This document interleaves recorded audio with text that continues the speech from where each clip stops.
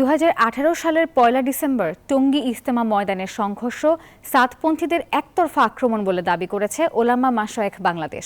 রবিবার দুপুরে জাতীয় প্রেস ক্লাবের আকরাম খাঁ হলে ওলামা মাশায়েখ বাংলাদেশের আয়োজনে এক সংবাদ সম্মেলনে তারা কথা জানান। বলেন, টঙ্গীর ইজতেমা ময়দানে তাবলিগি সাথী সাধারণ মুসল্লি ও ছাত্রদের ওপরে অতর্কিত হামলা চালায় মাওলানা সাদের অনুসারীরা।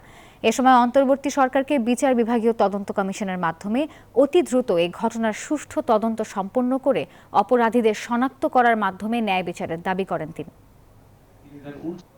সাতপন্থী বাংলাদেশের নেতা জনাব ওয়াসিফুল ইসলামের প্রলোভনে ইজতেমা ময়দানের ভেতরে অবস্থানরত জনবল কমিয়ে সাতপন্থীদের আক্রমণের ক্ষেত্র তৈরি করে। অন্যদিকে জনাব ওয়াসিফুল ইসলাম রাতের অন্ধকারে সারা দেশ থেকে মাওলানা সাদ অনুসারীদের ঢাকার বিভিন্ন স্থানে জড়ো করে। পাশাপাশি ভাড়াটে সন্ত্রাসী হেলমেট বাহিনীকেও টঙ্গীর আশপাশে সংঘবদ্ধ করে।